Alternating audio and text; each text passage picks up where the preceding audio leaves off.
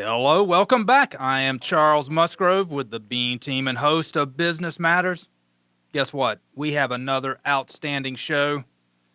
Today we have Professor Joe Calhoun from FSU in the house. Joe, welcome to Business Matters. Well, it's great to be here. Thanks for having me. Man, I tell you what, this is when you get an accountant and an economics professor in the same room, that normally would be boring. No, that's when you light it up. That's when the fireworks happen. I love it because, one of the silver linings of this coronavirus is it's going to add some juice to our discussion today. Oh, yes. It's going to make some people listen maybe a little bit differently than they had before. Joe, I don't know if you're aware of this, but Business Matters, we've got a lot of great shows out there on YouTube right now. We've got it on Apple Podcast and iHeartRadio. Mm-hmm. So if you want to go listen to or watch some of our previous shows, we've got a lot of what I call nuggets of knowledge out there that people can look at, they can listen to, and they can find out how can they improve their business, what they do in their business. Absolutely. Well, now that I'm going to have a little bit more time on my hands in isolation, I'll have more time to do those kinds of things. Yeah, unfortunately that is true, but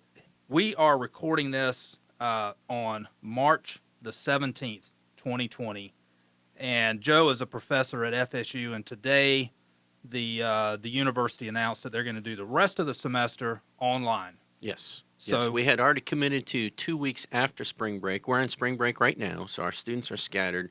We had committed to 2 weeks after spring break, and that leaves us 3 weeks to finish the semester. It was announced today that those final 3 weeks are also going to be online.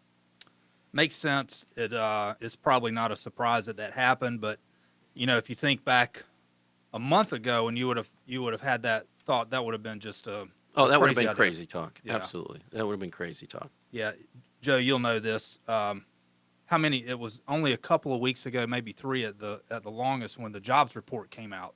Yes. For February. Yes. First Friday of every month is when the jobs report comes out. So we're looking at the first Friday in March, and we get the jobs report for January. For February. It's a 1 month lag. For February, up more than what was expected, and they adjusted the January numbers up. Yes. Well, let's clarify. When we're talking about employment numbers, normally we talk about the unemployment rate as the big number that comes out. So if we're talking about employment up, we're talking about unemployment down. Exactly. Yes. That's right. All good. That was the point. Absolutely. It was a lot to celebrate. Right. So we had that Friday was a boom. The market went up, and then the next week is when it hit. Yes. So within less than a week, we go from stock market highs, unemployment lows, job employment the highest, and yes. And then things fall apart, and it just shows you how quickly things are evolving. What I knew 3 hours ago was drastically different than what I know right now. What I knew 7 days ago was dramatically different. 7 days ago, FSU was just kind of thinking about maybe if we had to go online. And by the end of the day, a week ago Wednesday, we said 2 weeks we're going online, and here we are 7 days later. Now we're fully online. Yes. This changes are happening so rapidly right now. Most people's heads are spinning. it's at a breakneck pace for sure. So, like I said, this is normally when you get an accountant and an economist in the same room, it's not going to be an exciting conversation for people other than the accountant and the economist. But today, this is going to be extra special. We got a lot to talk about. This is, this is, as a few shows ago, we started talking about the coronavirus, and it was, okay, that's everybody's inundated with that on the news. Do we really want to have that as one of our topics? And reluctantly, we did that, but it was good information, and we've continued that. And it's like, okay, we can't ignore this. And when we get the opportunity to talk with you, Joe, we have to talk about the effects of the coronavirus on our economy and what the government is doing to react to that. Yes. So yes. This is not something that we're going to get over in a week or a day or a month. This is something going to that last for a long time.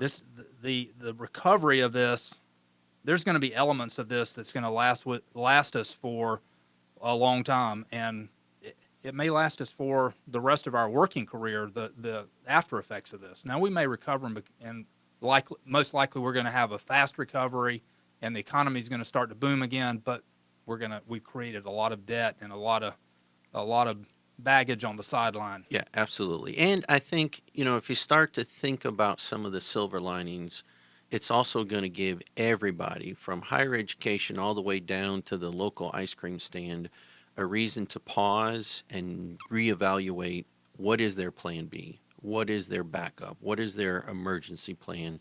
Because as we're seeing right now, the companies and the people in their personal lives who had some kind of cushion, they either had cash reserves, they had an account, they had some kind of emergency plan that was kinda or officially in place. Those are the people who are handling this better. Those businesses and those individuals who never thought of plan B, never thought of backups or emergencies, are really, really struggling right now. And in human nature, when you are caught off guard and you don't know what to do, chances are your decisions aren't going to be very good. When you're a little proactive and you had a backup plan, your decisions are going to be more calm and you're going to come out the other end better for it. So I think this is going to cause everybody to more formally evaluate what is their emergency plan. And if something kind of like this happened in the future, all of us are going to be a little bit more prepared for it. I So think you're hopefully right. there's some good lessons to learn here. Yeah, I do think that is so true, and I think history reveals also when Americans are put in a struggle situation or a crisis, they figure a way to overcome that. Number one, and maybe they figure a way to do business differently. That's a better way. Yeah, absolutely. So that helps us in the future as well. We hope this never happens again, but you know, if it's happened once, it's likely to happen again, and people will say this has already happened in the past as well. It's just been called It's a a different. slightly different context. I Right. mean, you can go through history and you can name different events, but had similar characteristics. Right. And that's what we need to be prepared for. There's probably never going to be a virus like this again, or if it is, it'll look quite a bit different. But there could be other similar characteristics of a future event, and if we're ready, then we'll be better prepared to handle that. Right. It's always good to, as difficult as it is right now, to put that in perspective and to look for the silver lining and how we come out on the other end. I think is important, and that we will survive this. So we have a lot of topics that I think we can touch on. We've made a list of that, and we'll kind of touch on that to make sure we're all on the same page in the pre-roll. Let's talk about, when we get into the meat of the show, let's talk about it. Is it a bailout? Is it like the auto industry bailout, or do we call it something else? So I think that's, bailout has a negative connotation. So Yeah.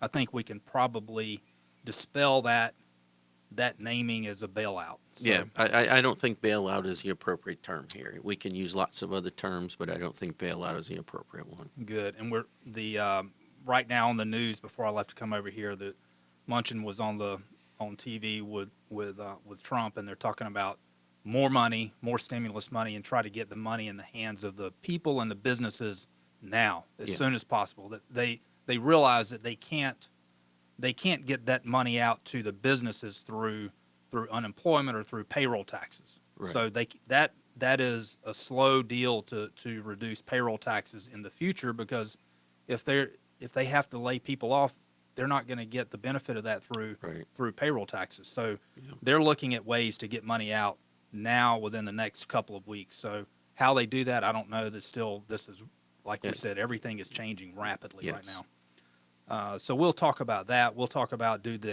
is the best mechanism, or what are the differences if they run that through the business versus paying every citizen in the United States if they get a check. Let's talk about the timetable to recover. So I think there is, optimistically, we're looking at, there's potentially a lot of pent-up demand, so that when the cure is there and when we beat this bell curve back that they keep talking about, when we flatten the curve, when we've got our hands around that, when we know we're on the back end, then we'll release people. They'll go back to work, and the economy will start to churn again. Right. I would like to get your take on that, because I think optimistically, we all like to think that. We all like to hope that. That's what the administration is saying. It seems logical. We certainly want to hang on something. Does this have any effect on other markets like the housing prices? Because housing, we've gone through the housing bubble in the past. Mm-hmm. After things settle back out, what is the likely impact to the housing market, if any? And we can talk about how if they put all this money back into the economy, if it goes back to the businesses, the first the initial reaction is all of that money is through loans of some sort. Yeah. So is it loans? Is it grants? Is it money that's not repaid? What are we looking at on that? Yeah. And also, what would be the administration that's handling that? I think it's the SBA. Could be. It's probably a bunch of different government agencies, especially if you want to get it into the hands of businesses quickly. You can't funnel it through just one agency. It's going to happen too slowly because that one agency will be bombarded with all the administrative details that go with it. You're going to have to fan it out across not just the federal government agencies, but the state and the local government agencies, because people need this money very quickly. Right. They can't wait 3 months, 4 months for it. No, we're talking I mean, weeks. they need it tomorrow. They Right. need it next week to make payroll. They need it next week to pay their own bills. Right. So we need to move this along quickly. And I did see yesterday where DeSantis announced that they're doing the $50,000 bridge loans. Hmm. So Yeah. that's coming from the Office of Economic Development. That's being administered by the SBDCs in the state of Florida. Yeah. And they're partnering with one of the finance commissions as well to administer that money. And that's an interest-free loan for a year, I believe. Yeah. And it's meant to be once they get more permanent funding, either through the SBA or through the traditional Right. financing vehicles that are out there, they'll repay that $50,000 loan. Yeah. So that's merely, as it says, a bridge loan, and it's $50,000. So 50 may sound like a lot, but to businesses that are writing That can go very quickly. yeah, if their payroll is $50,000 a week, that goes in a snap. Yep. And they have no more money. So the other thing that I think we can sprinkle in is you've got I think a very good handle on similar situations in the past that our economy has gone through.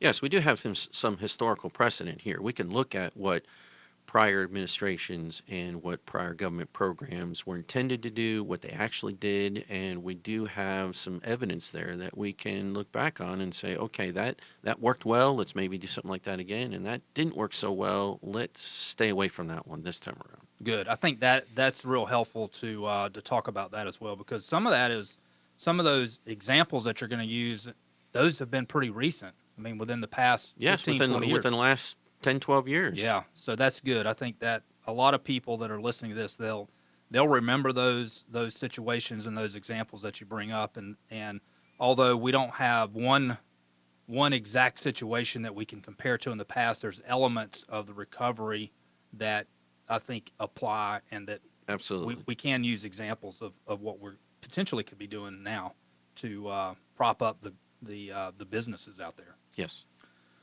All right, Joe, that's a whole lot to go through. I'm not sure that we'll cover that in one session, but let's give it a shot. Is there anything else we want to add to the list? No, I think that's a pretty comprehensive list. All right, so I'm going to put this here.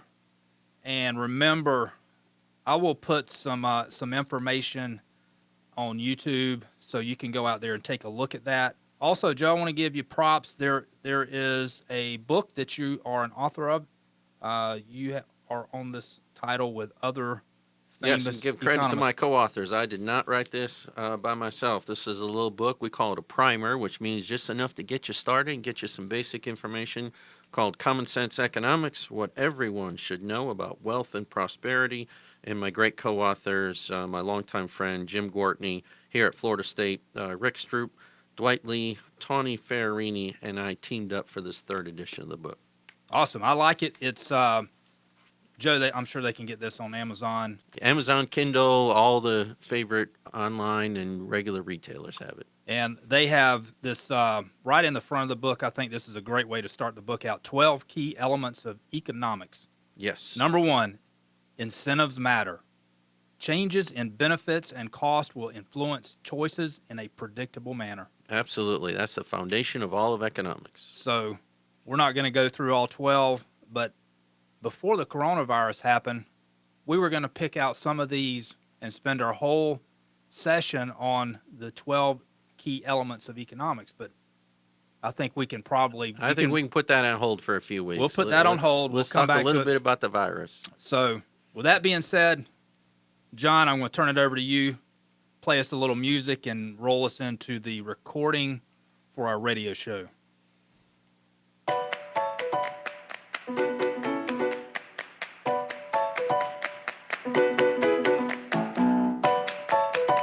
Welcome to the Business Matters Talk Show with Charles Musgrove. On Business Matters, we discuss the issues that matter to your business. Find more episodes on Apple Podcast, YouTube, and BeanTeam.com. And now here's your host, Charles Musgrove. Thank you. Welcome back. I am Charles Musgrove, your host of Business Matters. I'm with the Bean Team. You know what we bring. We bring those nuggets of knowledge. And today we have Professor Joe Calhoun in the house. Joe, welcome to the house. Well, thank you. It's a nice house. Thanks for having me. This is going to be good. Joe is an FSU Professor of Economics at Florida State University. So check this out. We have an accountant and an economist in the same room having a discussion. So normally that would be extremely, extremely boring. Oh, today we're going to light up the disco balls and we're going to be dancing around with all this great stuff. I like that. That may be a first. But I guess here is one of the silver linings. We talked about this in the pre-roll, but one of the silver linings of the coronavirus is it's going to add some extra juice and spice to the discussion we have today. Yes, lots to talk about and lots of different applications. And it's evolving quickly, so we're going to talk about what we know now. And when things change, we'll talk about that other stuff later. Good. So I think it's normally I don't put the I don't state the date that we do this recording, but with how things are changing so rapidly, I think it'll be interesting to state that today is March 17th. Yes, and we should probably even state the time. It's the afternoon of the 17th, and what I know now is a whole lot different than what I knew 3 hours ago. Exactly. So, and I'm probably going to have some new information by the time I get out of here. Exactly. So when you're listening to this, remember, we recorded this about 3:30 on March 17th. That's a Tuesday. So there's no telling what's going to happen between now, when this is aired on the radio, when you're going to hear it on Apple Podcast or iHeartRadio. Right. Yep. So bear with us. We're doing the best we can because things change so rapidly. And you out there that are listening to this, you know how fast things have changed.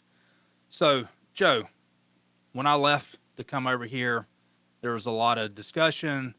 The FSU has canceled remaining classes for the rest of the semester. It's all going to be online. Yeah, so let's just clarify here. Make sure we're using the right terms and making sure people have accurate information. They haven't canceled.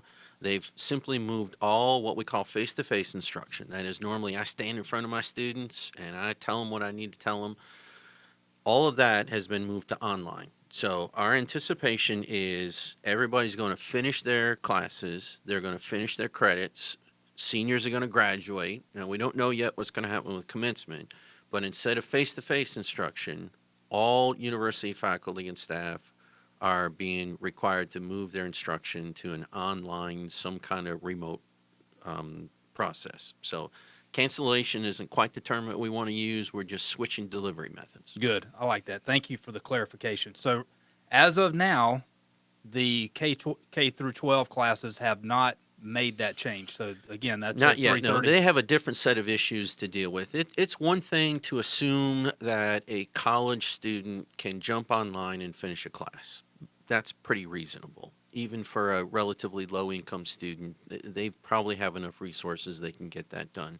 It's a whole nother thing to ask some of these low-income people or people that don't have internet in their home or adequate resources in their home to do that. And it's also a whole nother thing to try to ask a third grader to jump online and listen or watch a math teacher remotely. I mean, that's just hard enough to do in class, let alone asking a third grader to do that. So there's a whole different set of issues for K through 12, and I think that decision will come soon, but it hasn't been made just yet. Yeah, that's a much more difficult decision. Yeah. Honestly, the change that they've done to the delivery method does not surprise me.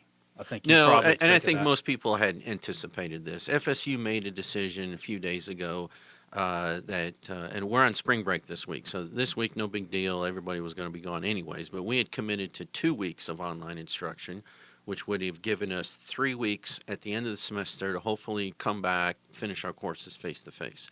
I think most people said that's probably not going to happen, and they started gearing up for the remaining 5 weeks to be online. So for a lot of FSU faculty, it wasn't a total surprise. It was just confirmation of what they had suspected was going to happen anyways. Yeah, let's hope at the end of that 5 weeks we're on the backside of this. Yeah, absolutely. So let's jump right into what's going on at the federal and the state level. So there's a lot of businesses, a lot of industries specifically have been hit where the governor has come out today and he's closed bars and nightclubs Yeah. as of 5 o'clock this afternoon. Yeah. Restaurants have already been impacted dramatically. Yes, most restaurants are not allowing customers to sit inside. They can come in, get their food, but then they're asked politely to leave right away. And of course, drive-in is still open. And as I was driving over here, I saw a lot of that. Right. Restaurants are open. You just can't go in and sit down like you normally could. Right. So you've got, I believe it was yesterday, Chick-fil-A came out and said they had suspended the All in house dining. Yeah, Right. Yeah, you can't sit down inside Chick-fil-A. So it's like a lot of the other industries has happened so far. When one does it, when the leader of that industry makes a move, the rest of them follow suit. Sure, absolutely. So I think as soon as you saw that, there were a lot of others that came out publicly and said we're suspending in-store dining and it's drive-through or curbside only. Yes. So we've got the impact to the hospitality industry, the restaurants, the hotels. They've been impacted dramatically. Oh, sure. With travel restrictions, nobody needs a hotel room anymore. And we got airlines, another one that's Yep. been hit. Airlines hit real hard. Cruise ships.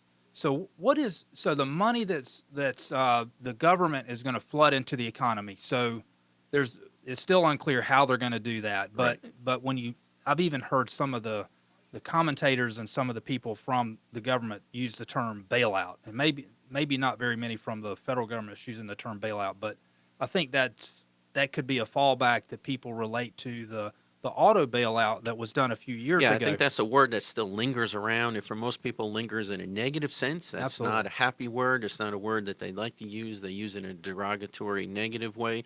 No, I don't think that's the case here at all. I don't think anybody should be using that term bailout. Bailout, to me, gives the indication that you made a poor choice, and now I'm going to just try and wipe that away from you. I'm going to bail you out from something that you probably shouldn't have done anyways, but just because I'm nice and I'm going to try and pick you up, I'm going to give you some money. I don't think that applies here at all. These businesses didn't do anything to deserve this. They didn't make any bad choices. They're just going about their normal business. They have what in economics we call a shock.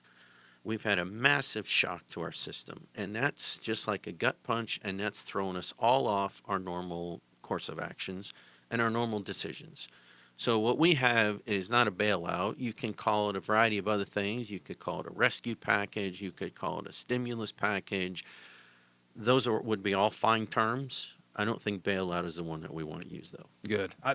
I agree with you. The auto bailout that's really picking winners and losers within an industry, not just an entire industry, but really, Right. it was pretty Yeah, specific. because some people would argue, well, you know what, we shouldn't have bailed them out. They made poor decisions. If they go out of business, we should just let them suffer. Now, that's a separate conversation, but that's the thought process. I Right. don't think there's anybody walking around today going, oh, yeah, you know what, they kind of deserve the virus and we should just let them fail because we don't want to pick them up. Well, and I then think everybody wants to be picked up right now, or at least be willing to help some of these businesses out. So it's got a much more positive tone in terms of rescue or relief or stimulus package today. Agree. Plus, you have not only that they've suffered from customers not going into their establishment, but you have in a lot of situations where the government has asked them to change how they operate or close. Yes, absolutely. I mean, you know, in the restaurant industry is a prime example. Okay, we're doing this for the greater good. Mm-hmm. It's not in my best interest to tell my customers they can't sit inside and eat. Right. I'm doing that because I'm being a good steward of my resources. I'm being a good community member. I'm doing whatever I can to stop the spread of this virus.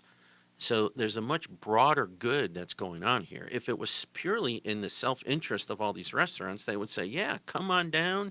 We're going to pack the house and we're going to have everybody eat inside. They're obviously not doing that because they see this is bigger than just themselves. Right. It's bigger than just their business. And we certainly want to applaud that.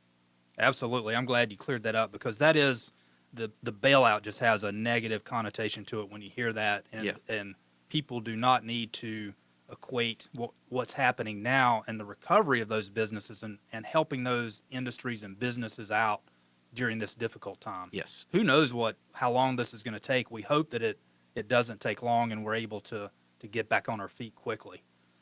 This is still being worked out, and who knows what form this is going to take. We kind of have some general ideas, but if money goes back into the economy to help businesses and people that have been displaced, what is the best? You probably have some examples.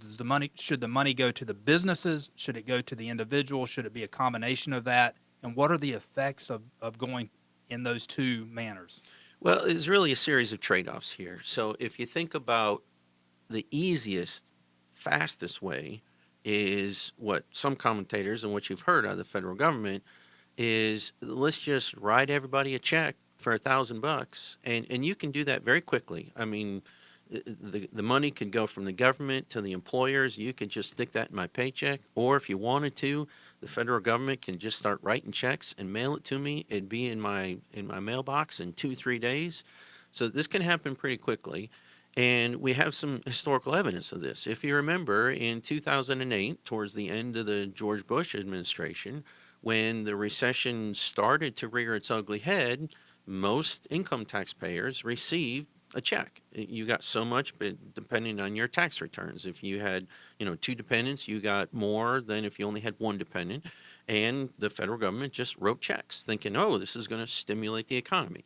Now, there's some good things that happen there. Again, it can happen very quickly, and that money can then be infused into the economy pretty quickly. Because I guarantee if I'm going to get a check in the mail tomorrow, I'm probably going to spend it pretty quickly. So in terms of the trade-off, it's a good trade-off because it can happen quickly. The downside is you're never sure what people are going to do with that money. And the evidence that we have from the end of the Bush administration was a lot of people didn't use that money to run to the mall and buy stuff, and it didn't actually stimulate the economy very much because people did one of 2 things. They either just paid off old debt, which was previous spending, and we wanted new spending. So instead of running to the mall, I just paid off my Discover bill, or I put a little extra money into my car payment to pay that down, or thinking that the recession was going to get worse, not better, I just took that stimulus money from the government and I just put it in my savings account. And again, that's not necessarily stimulating. It's going to be helpful because my money in my savings account can be lent to somebody else to stimulate their business if somebody wants to take a loan. But for the most part, it's not as stimulating as we thought it was going to be. So that's a downside. Right. It's like a one-time You never hit. know where that money's going to get spent. Right. So if you flip to, okay, let the government direct that money, then the government can say, hey, we need to prop up this industry or this business. So let's not give it just blanket to a bunch of consumers. Let's give it to the particular business that we think is in need.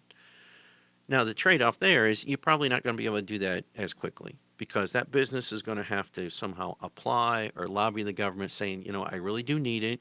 Here's how much I need. Here's why I need it. You're going to have somebody on the government side screening these things and saying, okay, yeah, you do need it, or no, you don't, I'm going to give it to somebody over here. So it's going to slow the process down. And we also have some historical evidence here. So if you remember when President Obama came into office in 2009, one of the first things he did was get a very large stimulus package through Congress. It was somewhere in the neighborhood of $800 billion. Right. I forget the exact Now, number. that stimulus money was just meant to stimulate the economy because we were still coming out of that recession. Yes, we're still coming out of the recession. Well, we were entering We the were teeth. entering. We were entering Yeah. the teeth. I mean, because in February 2009 is when the unemployment rate peaked, a little over 10%. So right around that time is when that stimulus bill. Now, a good bit of that stimulus bill was just giving some money away, but most of it was what we call directed government spending. So the government said, we're going to spend it here in this business. And the government created this really cool website called recovery.gov. Now, you can't go there now because the website's been taken down. But the bad side of that trade-off is 4 to 5 years after that stimulus bill was passed, some of that money still had not been spent. So you have an implementation and a delay lag in terms of when that money is going to get there because of all the administrative stuff it has to go through. So yes, the good side is it's more directed to maybe people who need it more, and you know it's going to get spent because the government's going to give it to the people where it's desperately needed. The problem is it might take Takes years. a long time. Well, compare that to the BP with this side. virus, we can't wait years. We need this money now. I mean, it's one thing to say, yeah, we can wait 6 months or a year for the housing market to recover. That's a totally different situation than trying to fight this virus, which a lot of people think that might be over in 6 months. So, okay, we can't wait 6 months because the whole thing might be over, and a whole lot of businesses might have gone bankrupt by then. We need this money much faster. Right. So how do we balance this? And I think the best way to balance it is actually a little bit of both. You need to implement something as quickly as possible to get some kind of stimulus in the economy, but yet you also need some kind of direction so that people don't take this, put it in their nest egg, and just hold on to it and have it not be as stimulating as we need to. And the money, there's a couple of things there. The money that would go out to the citizens in the form of a $500 or $1,000 check, that's not a loan. That's just giveaway money. That's just giveaway money. That's right. So that's one aspect of that. And if the money goes through the business process, then more than likely that's going to be in the form of some type of loan. Could be, but you can also just give away the same amount of money as a grant, or think of it as a scholarship. So instead of giving a business a $50,000 loan, you can just say, here's $50,000. You don't need to pay us back at all. Mm-hmm. So it doesn't have to be a loan. Traditionally, it is a loan, partly because the general voter citizen base feels a little bit better about giving businesses loans as opposed to just throwing them some money saying, hey, here you go, do whatever you want with it. Right. Because the American voter still has a little bit of suspicion about business acting ethically and doing the right thing. Even though they all may, there's just that little bit of suspicion. Right. So if you're a politician, you're going to be hesitant to just give a bunch of businesses a bunch of money and say, do whatever you want with it. That's just not going to look real good in the eyes of most voters. Right. I may compare this wrongly, but I think back to the BP oil spill and the money that was paid back to those that were damaged through that. Yes. So you hope that what we need to avoid is the delay in repayment of those people that were damaged, because a big knock on that was the time period that it took to repay that. Yeah, that took a long time as well. And then you had a whole bunch of people who were marginal at best. Their business was maybe sort of impacted in a negative way by the BP oil spill, but yet they still got some money. Right. They were able to game the system. And you need to be cautious so that you're not allowing too much gaming. And again, that's part of the danger of having some kind of direct from government to business solution is there's always going to be special interest effect. There's always going to be lobbying. Hey, I know somebody who's making a decision. Okay, well, I'm likely to be at the front of the line versus a different businessman who doesn't know anybody who's making decisions. They may be at the back of the line. You got to be careful about how much authority to give the government to say, yes, you get it, no, you don't. Right. There's got to be some kind of procedure in place. Right. It's tough to avoid the inverse relationship of speed and effectiveness. You can get it out there fast, but is it as effective if you go through a longer process that vets it and gets it into the hands that can have a multiple effect to that money that goes out? Yeah. But I guess the worst thing that can happen is it goes out fast, but it has no multiplier in the economy. Right. Well, it's going to multiply. The question is, how big is that multiplier going to be? And right now, we need it to be as big as possible. The concern is, if you just give everybody $1,000, that multiple might be kind of small. Right. Good. That's good information. So everybody wants this to be over as fast as possible, and we have some understanding that, okay, we need to get the virus under control first. Yeah. And then we'll see a return to what we call normal. Sure. once we go through on the backside of that, and who knows what that time period is, we've heard anywhere from 4 to 5 weeks to it's going to be the middle of the summer. So I guess stay tuned, because tomorrow or this afternoon or tonight we may get it may change again. Yeah. Once we get to that on the backside of the virus, what does it look like as far as a recovery? Do we have, we've heard the good thing that there could be pent up demand, or we're gonna storm back and it's gonna be back to normal quickly on the economic side of it. What's your take on that? I think it's going to be a little bit of both. There's going to be some short run bounce back, and then there's going to be some very difficult long run adjustments. So let's just think about a couple of specific examples. Let's talk about you and I. Okay, tonight on the way home, we're not going to go to a restaurant. We're just going to go home and we're going to fix a peanut butter and jelly or grilled cheese, or maybe stop at the supermarket and get something. Okay. Then when the virus is cleared, okay, now we're back to normal. We're going to go to a restaurant. So certain industries like that will bounce back probably pretty quickly. So if you want to call that pent-up demand, hey, I was going to spend $100 this week at a variety of things, and I'm just not, and that's going to sit in my checking account. And then when the virus is over and I get back to normal, now that $100 is sitting there, and I'm going to go spend it. Okay, so some businesses are going to bounce back pretty quickly. But then there's other businesses and other revenue that is just lost forever. So another personal example is I was supposed to go to a conference out of town in a few weeks, and I bought a flight, I bought a hotel room, and there was the conference fee, and I was going to eat at a few restaurants while I was at the conference. All of that is gone. So when the virus clears and I resume life as normal, I'm not going to go back to that conference. That conference is over. That conference it was a once a year conference, and it was going to be in early April, and that's just gone for 2020. Now, it'll happen again in 21, but that's a whole year away. So that flight revenue is now gone. The hotel revenue is gone. The conference fee was refunded to me. All that money is just gone. Now, maybe a little bit of that I'd redirect and say, okay, now that I have got a couple of $100 back, maybe I can spend it somewhere else. So maybe now I can go to restaurants more, I can go to the beach more. But a lot of that money is just simply gone. And those businesses are going to have a tougher time rebounding from this, because that's just revenue that isn't coming back. Right. There's not a surge that comes in to Yeah, catch them there's up. not going to be. There's no catch-up. There's not going to be a surge. I mean, It's kind of like you think about a swing. You're pushing your kids on a swing. You give them a push, and they're coming back, and you better step out of the way, or they're going to knock you over. So some of the money that we would have spent is like pushing that kid in a swing set. You push them, okay, you know what? We're just going to delay it, but that money's coming back. Others, we push that money, and it's just gone forever. Joe, good news and bad news. We're through with show 1. All right. However, we only went through half the list. We got a lot to talk about. We're gonna end the show with the timetable to recover, because we're talking about pent-up demand. Mm-hmm. So here's the good news. You're going to stay around for the second show. Absolutely. Stay tuned. Come back next week. Check it out on iPod, iTunes, iHeart, YouTube. We're on there. Look for show 2. Joe, stick around. I'm Charles Musgrove, your host of Business Matters. Thank you for listening. Thank you for watching. Check us out next week. Have a blessed day. Have a great week.